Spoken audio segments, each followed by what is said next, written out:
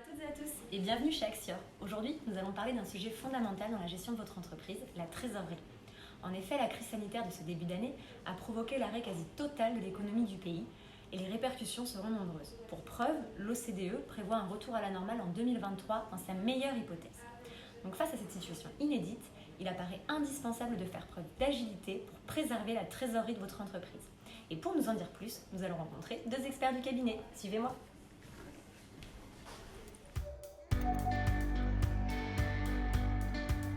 Face à la crise, l'État a déployé un certain nombre de mesures visant à soulager les entreprises et sauvegarder l'emploi.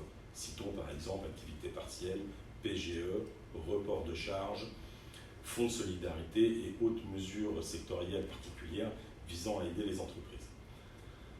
Ces mesures sont nécessaires, c'est indéniable. Pour autant, elles ne font que retarder une crise économique à venir. Et dans cet avenir, dans ce contexte incertain, les entreprises devront faire face avec agilité aux difficultés que leur posera leur prévision ou leur modèle économique à court, moyen et long terme. La reprise de l'activité avec un déconfinement progressif dans un avenir incertain repose ou pose le problème ou la question de la viabilité des modèles économiques établis des entreprises. Dans l'aéronautique, le retour à la normale est prévu pour 2023.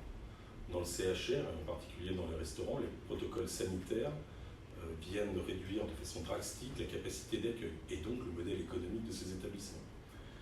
Dans l'industrie comme dans le bâtiment, les protocoles sanitaires viennent modifier aussi les coûts de production et la productivité de ces entreprises. Il en est de même avec le télétravail, qui repose l'organisation du travail et l'incidence de cette nouvelle organisation sur les coûts des entreprises. Donc l'ensemble de ces conséquences de cette crise ont un impact sur les coûts des entreprises, qu'il convient de mesurer et qu'il convient d'anticiper. Donc ce qui va être décisif pour les entreprises, c'est de pouvoir anticiper et préserver la gestion de leur trésorerie dans un avenir incertain. Et c'est ce que nous allons voir. Donc depuis le début de la crise, l'État, les régions, les départements ont eu une réponse en deux temps face à cette crise. D'abord une gestion immédiate de la crise, avec le report des charges, charges sociales, loyer, EDF, un certain nombre de charges qui ont été reportées. C'est du report. Donc maintenant, il va falloir anticiper le paiement de ces reports, de ces charges. Et le deuxième point aussi, pendant cette première phase de crise, c'est l'activité partielle. Mesure phare et emblématique du gouvernement, qui a consisté, si on résume, à transférer la masse salariale des entreprises à l'État. Avec le déconfinement progressif de l'économie, les mesures d'activité partielle sont de plus en plus restreintes. Et donc, il convient pour les entreprises d'anticiper ce retour de masse salariale dans leurs charges, avec une activité pour autant incertaine et réduite. Depuis le 11 mai, avec la reprise de l'économie et le déconfinement progressif du pays, l'État poursuit son accompagnement auprès des entreprises. Cet accompagnement prend plusieurs formes. Citons par exemple le PGE, qui a pu servir en première phase au soutien de la trésorerie. Ce PGE reste un outil pour anticiper et prévoir les difficultés de trésorerie éventuelles à venir. Quelle entreprise peut aujourd'hui affirmer que son modèle économique est stable et qu'elle n'aura pas un besoin de trésorerie lié à un retournement d'activité dans les mois qui viennent? Donc, chaque entreprise devrait étudier le PGE, quitte à le prendre et à rembourser dans un an, mais du moins assurer sa trésorerie dans cet environnement incertain. Il y a aussi les plans sectoriels de soutien proposés par l'État. Alors là, l'inventaire est très compliqué à faire puisque c'est très vaste en fonction des secteurs d'activité. Mais en tout état de cause, les entreprises, en fonction des secteurs, vont avoir affaire à des situations très différentes. Par exemple, l'événementiel qui a une activité à l'arrêt pendant une longue phase, puisque les festivals ne reprendront qu'en 2021 maintenant, a une situation complètement différente que la grande distribution par rapport à la grande distribution alimentaire, qui elle a toujours eu une activité même pendant la période de confinement. Donc il y a des mesures différentes qui vont être proposées par l'État face à ces secteurs d'activité.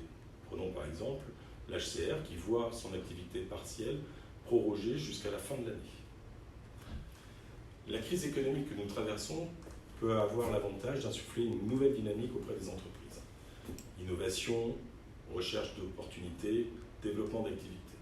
Là aussi, les sujets de financement vont être au cœur de la problématique des entreprises et de leur gestion de trésorerie.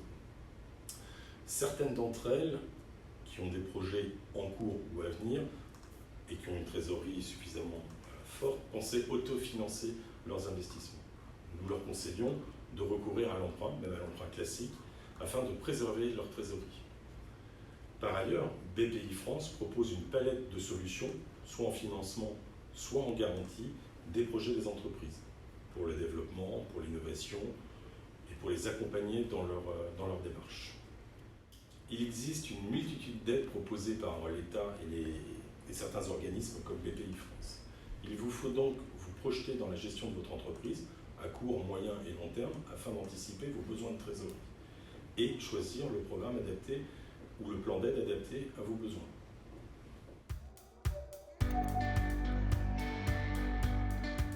Nous entendons souvent qu'il y aura un avant et un après Covid. Peut-être. Ce qui est vrai, c'est que les entreprises doivent être agiles et surtout anticiper l'avenir de leur activité. La première anticipation à avoir réside à la définition de leur seuil de rentabilité. Effectivement, avec un chiffre d'affaires en baisse et des coûts fixes en hausse, cela nécessite d'ajuster la structure de l'entreprise à court et moyen terme. Les entreprises doivent piloter cette transformation en élaborant des scénarios. Ces scénarios vont pouvoir définir justement ce seuil de rentabilité qui est notamment l'activité plancher afin d'équilibrer leur système. Alors, ils peuvent être définis des seuils de rentabilité d'un point de vue annuel, mais aussi mensuel et surtout quotidien. Ceci étant, il sera pertinent de le faire de façon assez précise afin de pouvoir piloter efficacement son activité et sa trésorerie. Dans les scénarios envisagés, il ne faut pas oublier que les entreprises durables sont des entreprises qui s'adaptent à leur environnement. Il ne faut donc pas avoir peur à pouvoir modifier son modèle économique. Développer de nouveaux produits ou abandonner certaines activités pas assez rentables, prendre des risques dans l'innovation ou se repositionner sur son savoir-faire, tenter des rapprochements ou initier des partenariats, maîtriser ses approvisionnements ou ses canaux de distribution.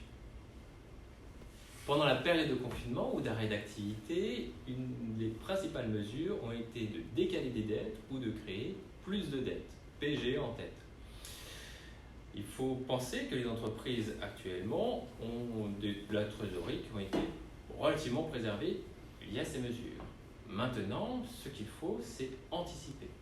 Anticiper nécessite de programmer le remboursement de ces dettes à court et moyen terme.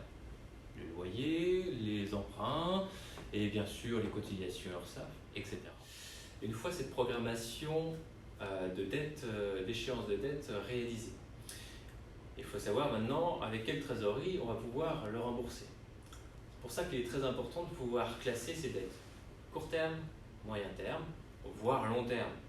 Mais on va d'abord s'occuper du court terme, c'est ce qui nous intéresse. Les dettes court terme, on les a déjà citées. Cotisation URSSAF, location repoussée, etc. Maintenant, la trésorerie qui est mobilisable, il va falloir vraiment s'y pencher. En premier lieu, c'est ce que tout le monde a utilisé, c'était la notion d'emprunt. Donc effectivement, le fameux PGE qui a été plutôt bénéfique à ce niveau-là. Mais il faut penser que, bien sûr, un investisseur peut toujours apporter son argent. Alors, généralement, en cas de crise, on évite un petit peu aussi quand même. Et puis, enfin, il faut aussi repenser à la trésorerie qu'on avait déjà actuellement, donc voir si on peut en libérer un peu, et puis à la trésorerie à venir. Effectivement, l'activité à venir doit permettre de régénérer la trésorerie pour rembourser ses dettes. Alors, en court terme, c'est effectivement le PGE qui va être le plus simple, qui va permettre de pouvoir rembourser ses dettes dans les prochains mois. Ce qu'il faut savoir, c'est que ce PGE ensuite va pouvoir se transformer en prêt moyen terme, donc c'est l'exemple en l'occurrence qui a été choisi. Mais ce PGE, il va bien falloir le rembourser. Et il n'y aura pas de secret. C'est bien par la rentabilité de l'activité que ce PGE, même transformé à moyen terme, pourra être remboursé. Il faut aussi se dire que l'année 2020, ça va être peut-être une histoire un peu difficile, avec des pertes qui vont être générées. Dans un avenir incertain, le budget et le plan de trésorerie deviennent des outils fondamentaux dans le pilotage de votre trésorerie à court terme, moyen et long terme.